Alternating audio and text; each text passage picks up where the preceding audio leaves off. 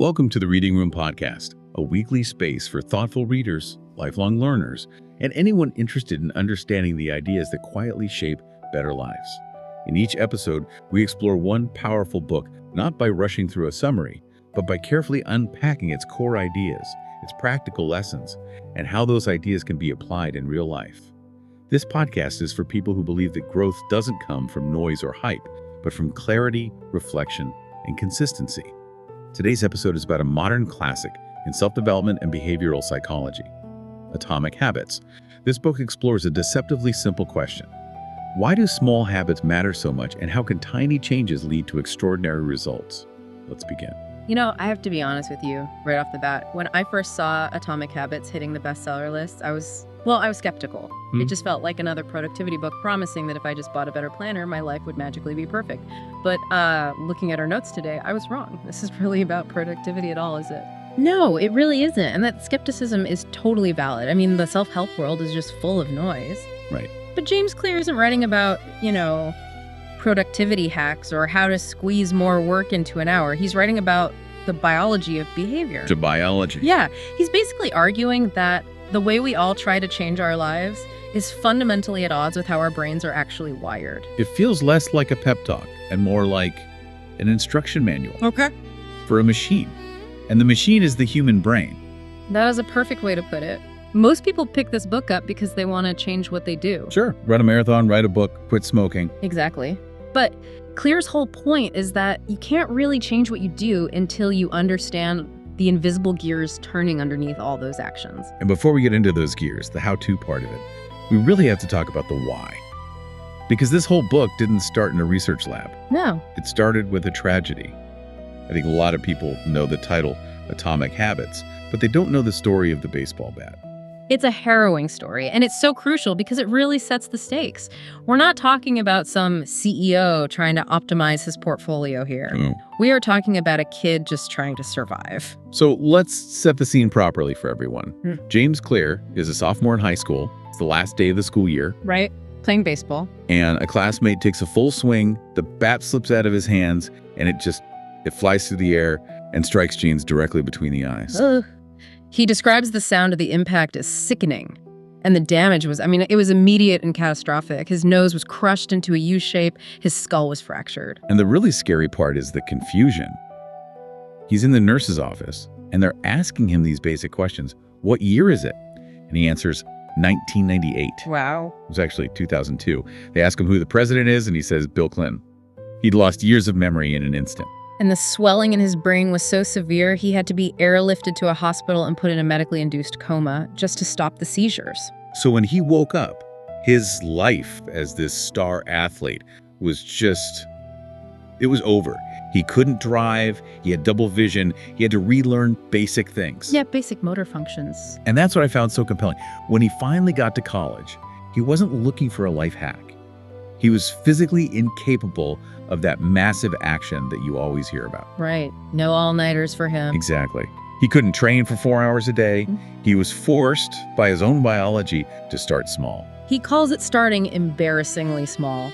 He focused on things that would seem trivial to anyone else, like just keeping his room tidy. Going to bed at the exact same time every night to protect his brain. It sounds almost boring, How does a clean room fix a broken brain? Well, it doesn't fix the brain directly, but it gave him a sense of control, a sense of agency. He realized he couldn't control the outcome. He couldn't just will himself to be a baseball star again overnight. But he could control the process. He could control the process. He could stack these tiny 1% wins. And slowly, over years, he didn't just recover, he ended up becoming an academic All-American. Which brings us right to the core idea of the book, the math of 1%. We've all heard, get a little better every day, but Clear actually breaks down the numbers, and it's not linear. No, and this is where our intuition just completely fails us. We think if we work a little harder, we get a little better, but habits work like compound interest. If you improve by 1% every day for a whole year mathematically, that's 1.01 to the power of 365, you don't end up twice as good. You end up 37 times better. 37 times. That's a staggering number. It is. But here's the trap, and I want to ask you this. When you go to the gym for one day or you eat one salad, do you feel 37 times better? No, not at all. I feel exactly the same. Usually I just feel sore and kind of hungry. Right. In the moment, 1% is invisible. If you go to the gym for 3 weeks straight and look in the mirror, you probably look the same. And that's where I quit. That's where everyone quits. Yes, that is what Clear calls the valley of disappointment. He uses the ice cube analogy for this, which I thought was just brilliant. It's the best visualization in the whole book. Imagine you're sitting in a freezing room. It's 25 degrees. There's an ice cube on the table. Okay. You start doing the work to heat the room. You go from 25 to 26 degrees, then 27, 28, 29. You have burned all this energy, right? Yeah. You put in all this effort, but the ice cube is still just sitting there, frozen solid. And that's the moment where it'd say, well, this furnace is broken. I'm quitting. Exactly. You see no results, but then you hit 32 degrees. Yeah. And suddenly the ice begins to melt. Now, was it that last 1 degree shift that did all the work? No, of course not. It was all the work from 25 to 31 that made it possible. Precisely. The work wasn't wasted, it was just stored. We expect progress to be a straight line, but it's actually this curve that stays flat for a long time before it suddenly shoots up. That plateau of latent potential. That's where dreams go to die. Yeah. Simply because people don't understand the lag time of compounding. This leads to a point in the book that, I'll admit, I struggled with it at first. Clear basically attacks goals. He says we should stop setting them. But isn't that dangerous? I mean, if I don't have a goal to write a book, I'm never going to write. Don't we need a destination? It's a provocative stance, for sure, but think about it this way. He's not saying goals are useless for direction. He's saying they are useless for progress. Okay. The most damning argument he makes is about survivorship bias. Just think about the Olympics. Every single athlete on that track has the exact same goal. Winning the gold medal. Right. The winners and the losers have the exact same goal. So if they all share the goal itself cannot be the variable that determines who succeeds. It has to be something else. It has to be the system, the training, the diet, the recovery routines. You do not rise to the level of your goals. Yeah. Fall to the level of your systems. That is the quote. And there's an even deeper psychological problem with goals. They create this binary of happiness. A binary of happiness. Yeah. When you're focusing on a goal, you are essentially telling yourself, I am not good enough right now, but I will be when I achieve X. Oh, I feel that. That's the I'll be happy when trap. I'll be happy when I lose 10 pounds. So until then, I'm just miserable. And if you do lose the pounds, you just set a new goal. You're constantly pushing happiness into the future. But if you focus on a system, say, I'm a person who exercises every day, then you can be successful every single time you do the thing. You win every day, not just at the finish line. Exactly. That shift from outcome to identity. Yeah. That's really the heart of the book, isn't it? He talks about the layers of change. Yes. And most of us, we try to change from the outside in. We focus on the result. But Clear says we need to change from the inside out. Yes. The deepest layer is identity. Who do you believe that you are? There is a huge difference between saying, I want to run a marathon and saying, I'm a runner. It sounds a little bit like semantics, though. Isn't that just fake it till you make it? See, it's not faking it if you have evidence. And this is my favorite concept in the entire book, the vote. The vote. Every single action you take is a vote for the type of person you wish to become. Okay, break that down. How does that work in practice? All right, let's say you want to be a writer. You don't need to write a best-selling novel today to claim that identity. You just need to write one page. Right. That single action casts a vote. Your brain sees it and says, oh, I guess we're the kind of person who writes things. You do it again tomorrow. Another vote. So you're building up a body of evidence for yourself. Exactly. And the best part, the real relief here, is that you don't need a unanimous election to win. You can miss a day. You can eat a donut. It's just one vote against. It's just one vote for the unhealthy identity. As long as the majority of your votes go toward the healthy identity, you win the election. It takes all the shame out of slipping up. Okay, so we've got the philosophy. 1% changes, systems over goals, and identity-based habits. But Atomic Habits is famous because it's so tactical. It's a manual. The 4 laws. The 4 laws of behavior change. And these map directly to how our brains process rewards, right? Cue, craving, response, and reward. Let's walk through them. Law number 1, make it obvious. This is all about the cue. Right. See, the problem with most of our bad habits is that they're automatic. You don't decide to check your phone, you just find it in your hand. You're on autopilot. So the first step is to wake up. He tells that story about the Japanese railway system. the pointing and calling method. Mm. It sounded so ridiculous when I first read it. It looks ridiculous. You have these train conductors literally pointing at a green light and yelling, "Signal is green." Pointing at the speedometer, speed is 80. But it works. It reduces errors by something like 85%. Because you can't be on autopilot if you're pointing and shouting. It forces the non-conscious to become conscious. So you don't have to shout at your coffee maker. No, but you can use what he calls habit stacking. It's a way to make the cue for a new habit obvious by hitching it to something you already do. The formula is, after a current habit, I will new habit. So instead of I'll meditate today, it's after I pour my morning coffee, I will meditate for 1 minute. Precisely. The coffee is the anchor. Your brain already has a massive neural highway built for making coffee. You're just building a tiny little side road off of it. Okay, law number 2. Make it attractive. This deals with the craving. And this is all about dopamine.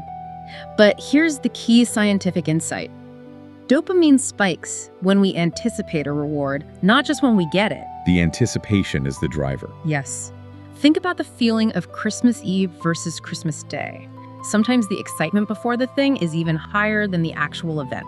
So we need to hack that anticipation to make hard things feel good. He suggests temptation bundling. You pair something you need to do with something you want to do. Like that engineering student who hacked his stationary bike. Yes, I love that story. He loved watching Netflix, which was the want, but he needed to exercise, which was the need. So he wrote a program that would only allow Netflix to play if he was pedaling at a certain speed. If you slow down, the show paused. That's extreme, but it's the perfect logic. He made the exercise attractive because it was the only gateway to the reward he actually craved. Okay, on to law number 3. Make it easy. The response. This is where I have to push back a little. Clear talks about the 2-minute rule. He says a new habit should take less than 2 minutes. But come on. If I want to get fit, doing 2 push-ups isn't going to do anything. Isn't that just a waste of time? I get that reaction a lot. What's the point of reading just 1 page? But you're thinking about the outcome again, not the identity. A habit must be established before it can be improved. His line is, standardize before you optimize. If you can't master the art of just showing up for 2 minutes, you will certainly never show up for an hour. So the 2 minutes is a gateway habit. It's a gateway. It's about greasing the gears. Once you're already in your running shoes and out the door, which is the 2-minute part, continuing the run is so much easier. You just have to reduce the friction to 0.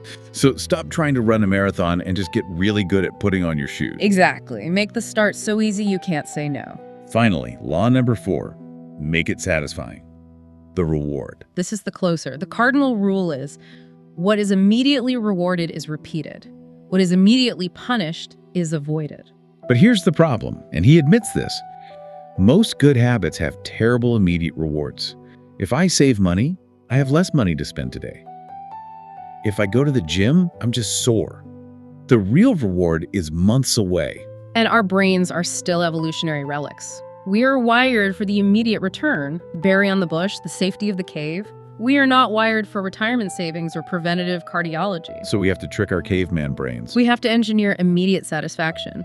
This is where things like visual trackers are so powerful. The paperclip strategy is a classic example from the book. The sales guy with the 2 jars. Right. 1 jar with 120 paper clips, 1 empty. Every time he made a cold call, he moved 1 clip over. Even if the person hung up on him? Yes. Because the reward wasn't the sale that's out of his control. The reward was moving the clip. It's tactile, it's visual, it gives you that little hit of satisfaction. I did the work. Like checking a box on a to-do list. There's a weird little dopamine hit just from the checkmark itself. You have to keep that immediate feedback loop going while you wait for the real delayed results to finally kick in. So we have the 4 laws. Make it obvious, attractive, easy, and satisfying. But let's look at the long term. Once I do all this, I build a habit, 6 months go by, and then I just get bored. That is the silent killer. Clear argues that the greatest threat to success is not failure, it's boredom. Eventually, the habit stops being new and exciting. It just becomes a chore. So how do the best performers handle that? Is it just more willpower? No. And this was the most liberating part of the book for me. We think professionals are inspired. We think they wake up fired up every single day. They don't. Right. The only difference is that the professional sticks to the schedule even when it's boring. The amateur lets life get in the way. That really redefines mastery. It's not about passion, it's about tolerance for repetition. Mastery requires falling in love with the boredom. You have to find a way to stay engaged when the novelty wears off. Clear calls this the Goldilocks rule. The Goldilocks zone. Not too hard, not too easy, but just right. Exactly. If you play tennis against a 4-year-old, you're bored. If you play against Serena Williams, you're demoralized. You need to play against someone who is just a little bit better than you. That keeps you on the edge. So you have to constantly be tweaking your habits to keep them slightly challenging. Keep the challenge manageable but present. That helps with the boredom. But at the end of the day, you just have to do the work. So if we pull back and look at the whole picture of Atomic Habits, what's the big takeaway for you? I think it's that we are all looking for the magic pill. We want the thunderbolt of inspiration that changes everything. But real change is quiet, it's undramatic, it's the 1% improvement that nobody notices. It's the system running in the background. It's the vote you cast for your identity when you're tired and no one is watching. It's the understanding that you don't need to be superhuman. You just need to be consistent. And patient enough to survive that valley of disappointment. You do not rise to the level of your goals. You fall to the level of your systems. I think that line is going to stay with me for a long, long time. It really changes the way you look at everything. Before we go, I want to leave our listener with one final thought. We spend so much energy worrying about failing, about not being good enough. But maybe the real danger isn't failing. Maybe the real danger is quitting too early. It's walking away when the room is at 31 degrees, right before the ice starts to melt. Or expecting instant results from a biological process that was designed over millions of years to work slowly. Thank you for listening to the Reading Room Podcast. If you enjoyed this episode, subscribe for weekly book discussions on psychology, philosophy, self-improvement, and modern thinking. We don't chase hype here. We read deeply, we think clearly, and we grow consistently one book at a time. Until next week, keep reading, keep thinking, and keep building better habits. Today, we explored a few powerful ideas from the book Atomic Habits, written by James Clear. This book reminds us that real change doesn't happen overnight. It happens quietly, through small actions repeated every day. We'll be back next week on the Reading Room Podcast with more insights from another valuable book, one that challenges how we think, live, and understand ourselves. If you enjoy conversations that thoughtfully explore human behavior, society, and the deeper truths of the modern world, consider subscribing to the Reading Room Podcast for more calm, reflective, and meaningful discussions. Until next time, take care, keep reading, and as always, good day to you. Welcome to the Reading Room Podcast, a quiet space for powerful ideas. Each week, we explore one meaningful book, breaking down its core insights, timeless lessons, and real-world applications. If you love thinking deeper, growing smarter, and learning from great minds, you're in the right room. Let's begin.